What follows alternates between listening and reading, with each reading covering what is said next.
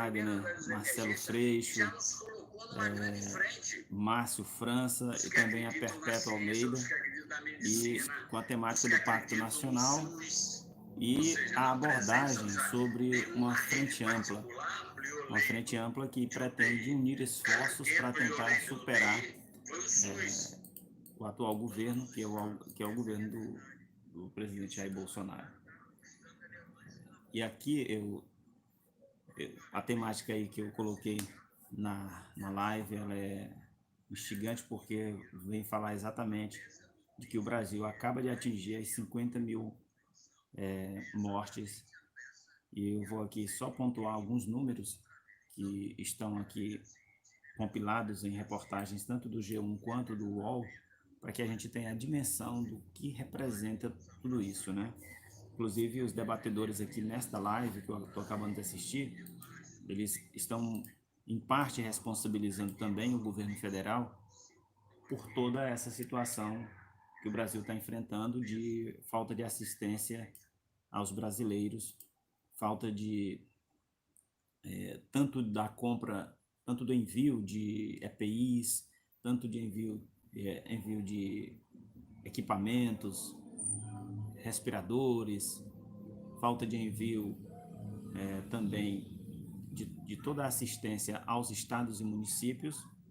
E daqui a pouco eu vou citar alguns números aqui, só para que você tenha uma noção do que nós estamos falando. Então, o Brasil está chegando a 50 mil mortes, não é por acaso também. Existe uma falta de investimentos assim que foram cruciais para que o país chegue a essa condição, e também há algumas estratégias que não deram certo, principalmente vindas do governo federal, que na realidade praticamente não criou uma estratégia que os municípios seguissem. Tanto é verdade que o Supremo Tribunal Federal teve que garantir, na forma da lei, aos estados e municípios uma certa autonomia para poder atuar. Caso contrário, não existiria uma ação mais efetiva dos municípios e dos estados. Pelo contrário, a gente vê que o governo federal quer punir estados e municípios que estão tomando algumas iniciativas importantes para a prevenção contra o novo coronavírus. Quero aqui, vou logo aqui para a informação. O Brasil chega a 50 mil mortes por coronavírus, mostra um consórcio da imprensa. A que ponto a gente chegou, né? Ter que formar um consórcio da imprensa para poder divulgar dados reais, porque o próprio governo federal está falseando os dados que fornece para a população brasileira. O levantamento do consórcio de veículos de imprensa aponta que o país ultrapassou 1 milhão, chega a 1.070.130 casos confirmados da Covid-19, sendo que 30.972 foram registrados nas últimas 24 horas, ou seja, mais de 30 mil casos foram confirmados só nas últimas 24 horas. O Brasil registrou 968 novas mortes registradas em razão do novo coronavírus só nas últimas 24 horas. Ao todo, o país chega a 50.058 mortes, ou seja, são números que por trás desses números existem pessoas, e a gente precisa também se solidarizar com cada família que está passando por um momento delicado como esse. E eu vou citar aqui, também relacionado à pandemia, alguns números que foram revelados nessa live que o Ciro fez. Ciro Gomes, Jacques Wagner, ainda está rolando aqui, ainda está acontecendo. Eles estão finalizando já a live, onde o Jacques Wagner está fazendo talvez a última fala aqui da live, mas algo muito importante foi dito aqui, revelando inclusive, porque nós estamos falando de alguns deputados que participaram, o Freixo. A live está sendo realizada aqui com o Freixo, né? Marcelo Freixo, Antônio Neto, Jacques Wagner, Ciro Gomes e também o Márcio França. seja, está se trabalhando no Brasil uma frente ampla exatamente para enfrentar todos esses desmandos. E graças a essa frente que está se formando, muitas questões estão sendo barradas que transgrediriam assim toda a normalidade institucional brasileira, né? E eu vou citar aqui, por exemplo, que atualmente o Brasil, ele não tem um ministro, ou seja, um ministro da saúde. O que a gente tem lá são militares, inclusive nós temos um Ministério da Saúde com 23 cargos de pessoas que são da hierarquia militar, mas que nenhum tem formação na área da saúde. O que revela que o Brasil precisa de um ministro da Saúde no auge de uma pandemia. Então, nós estamos aí diante de uma situação bastante delicada. Outra informação também relacionada a isso é que dos 39 bilhões de reais que foram disponibilizados, foram aprovados, né, passou pelo Congresso Nacional e que o governo federal tem para disponibilizar para estados e municípios enfrentar a pandemia, até agora só foram usados 11 bilhões de reais, ou seja, o governo federal não está investindo aquilo que deveria investir e a gente está vendo o verdadeiro morticínio diariamente no Brasil. Antes da gente, porque quando a gente está na realidade local, a gente costuma observar apenas o que está fazendo aqui a prefeitura, os comitês municipais, isso no ponto de vista da realidade local, da realidade estadual. Você olha para o estado e tenta analisar e acaba culpabilizando o gestor estadual ou municipal por alguma ação, só que esses gestores também estão de mãos atadas porque não chega dinheiro do governo federal para enfrentar essa problemática. E isso a gente está observando de maneira bem prática, onde o governo federal tem aí só para a saúde, só para investimento na saúde, mais de 39 bilhões de reais e somente 11 bilhões foram utilizados até agora. E, diga-se de passagem, o governo federal só construiu um hospital de campanha e a gente observa que poucas ações estão sendo realizadas pelo governo federal a ponto de ajudar estados e municípios. E está numa campanha desenfreada contra os estados. E, diga-se de passagem, eu quero aqui fazer um alerta. Eu estou observando que algumas ações tomadas pelo governo federal, elas são assim que de maneira capciosa, tentando pegar prefeitos e governadores dentro da institucionalidade. Vou citar um exemplo. O próprio governo federal decretou estado de emergência no Brasil para a questão da Covid-19. Isso permite que estados e municípios realizem, façam compras sem a necessidade da realização de licitações. Isso, muitos municípios estão caindo nisso, e claro, tem municípios aí que já fizeram várias compras sem licitação, e isso está resultando em quê? Como a Polícia Federal está sendo agora apropriada pelo governo, o governo está interferindo muito na Polícia Federal, ele está usando a máquina federal para perseguir prefeitos e governadores que não concordam com o atual governo. Isso ficou muito claro recentemente. Está acontecendo muitas ações, principalmente contra governadores e contra gestores, de um modo em geral, que são contra o atual governo. Isso é grave e eu acredito que vale a pena ser citado aqui. É claro que a gente tem que ressaltar também que a Polícia Federal ainda atua de algum modo, com alguma independência, e prova disso a gente está vendo aí o caso do Queiroz, por exemplo, que está sendo revelado mesmo a contragosto do governo federal. Mas uma boa parte da Polícia Federal já foi cooptada e está atuando de maneira orientada para o atual governo, exatamente para fazer perseguição política. Isso é grave E isso aí acaba prejudicando todo um trabalho também que está sendo feito. Se não fossem os governadores e prefeitos, eu não sei nem como a população estaria nesse momento, porque ela está praticamente desassistida pelo governo federal, né? E, inclusive, quero ressaltar também que o governo federal hoje tem em mãos 400 bilhões de reais para serem utilizados com outros esforços. é,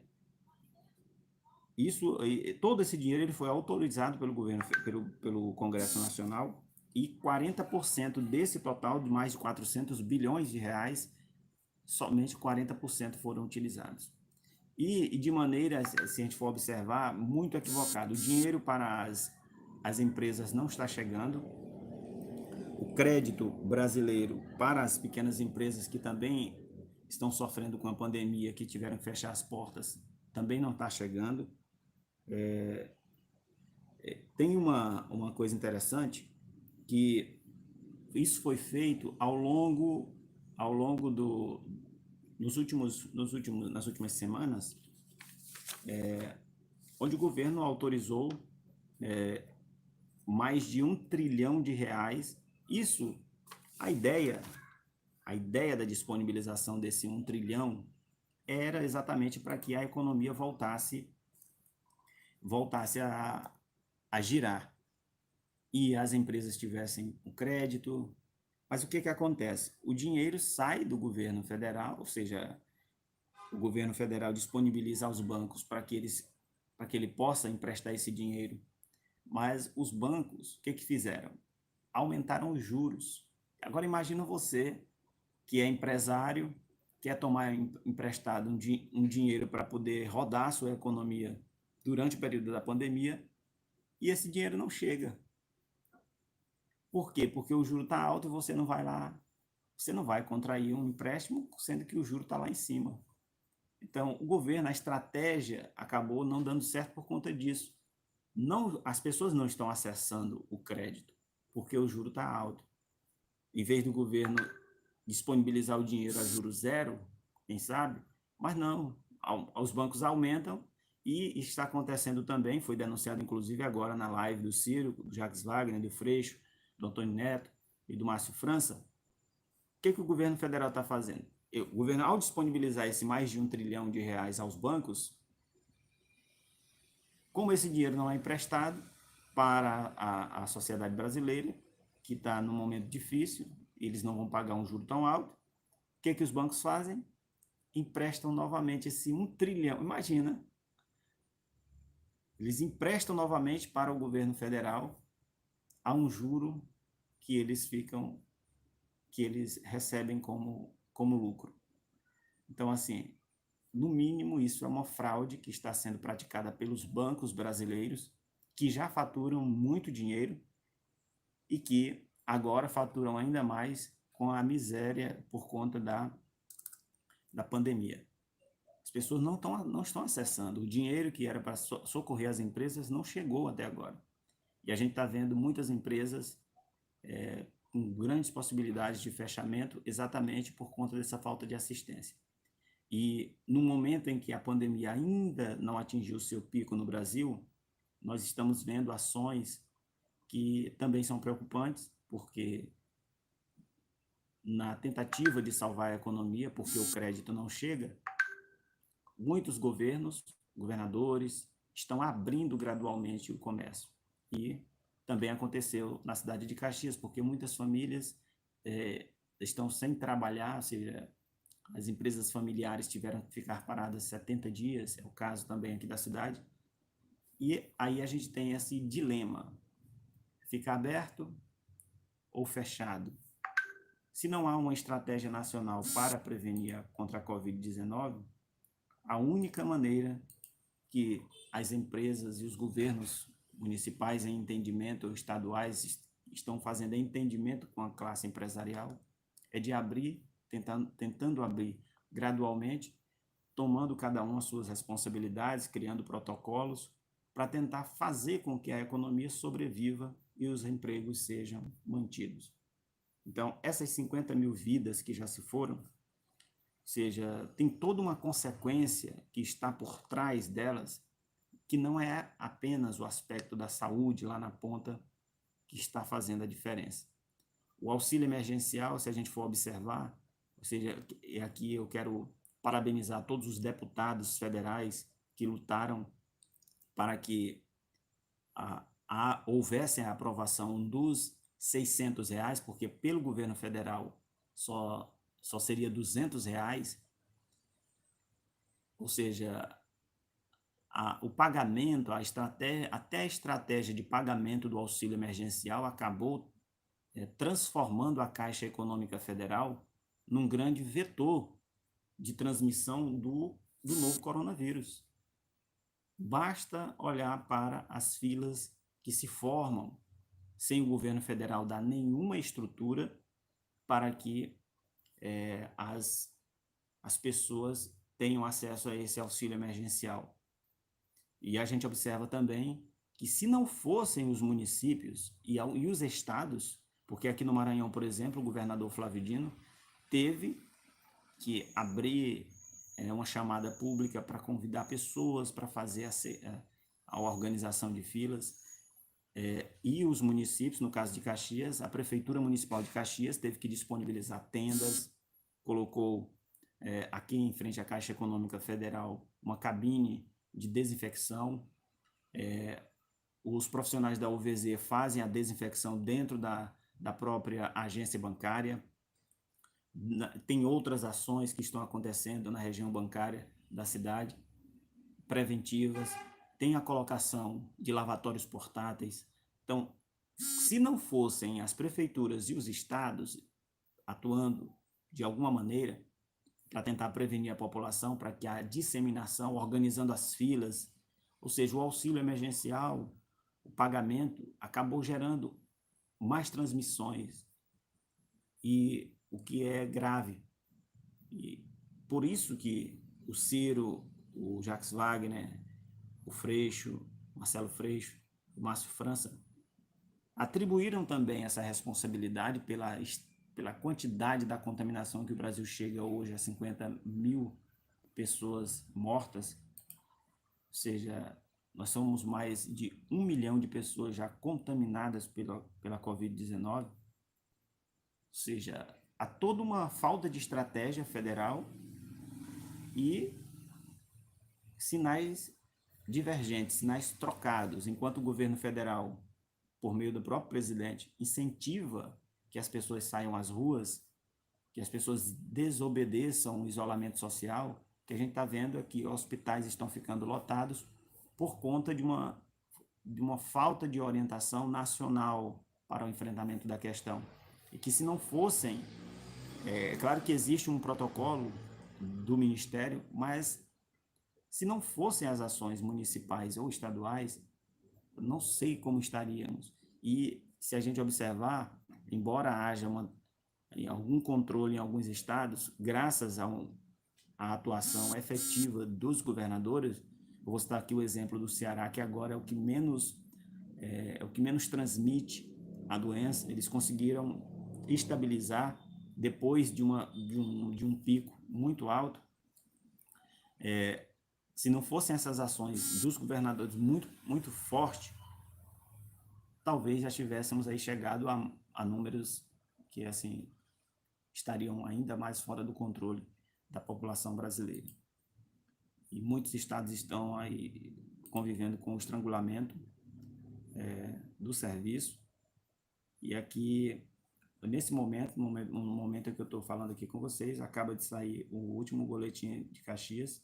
Vou ler aqui e a gente finaliza esse primeiro tópico aqui da live, que eu vou fazer algumas lives hoje, e abordando alguns temas diferentes. E esse é o foco, é saúde.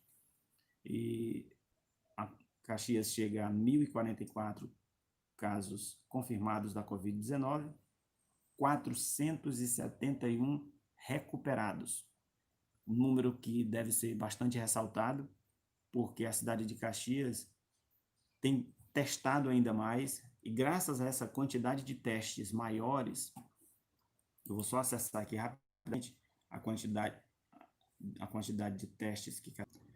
Então, como falava antes, Como eu estava falando anteriormente, a cidade de Caxias vem enfrentando a problemática da Covid-19 e foram mais de 4.000 testes realizados. Testes rápidos, 4.890 descartados. E isso reflete praticamente a quantidade de pessoas que tiveram também casos descartados com testes realizados. Porque o teste ele serve exatamente para que a pessoa, muitos já chegam para negativar por conta de terem cumprido a janela, a janela que é necessária para realizar o teste, que é no mínimo depois de 7 dias do aparecimento dos primeiros sintomas, né? E, e aqui nós temos, por exemplo, 4.890 testes já realizados. E o Caxias já passa de 471, já atinge essa marca de 471 recuperados da Covid-19. É um número bastante expressivo, é quase que metade da quantidade de confirmados, e isso reflete exatamente um trabalho que vem sendo feito de desinfecção, de conscientização, de propaganda voltada para a conscientização das pessoas, de nebulização nas ruas, de colocação também dos lavatórios, das cabines de desinfecção, dos totens com álcool em gel. E o mais importante para você que está em casa e que é de Caxias, o objetivo atual a proposta que está sendo trabalhada é exatamente essa de evitar que as pessoas adoeçam. Para que você evite adoecer, você precisa cuidar daquilo do que é básico, lavar as mãos com frequência, ou seja, com água e sabão, que é muito mais eficaz do que o álcool em gel. Claro que se você está num ambiente que não tem água e sabão, o álcool em gel 70%, ele é o mais indicado. E você faz aqui a asepsia das mãos, né, esfregando também entre os dedos e tal. Não levar as mãos ao rosto, porque você pegar em alguma superfície, num corrimão, numa porta, num trinco, e depois levar a mão ao rosto, você pode se contaminar. Então, sempre que pegar em alguma coisa, você vai ali, na hora que encontrar uma pia com água e sabão, você lava logo.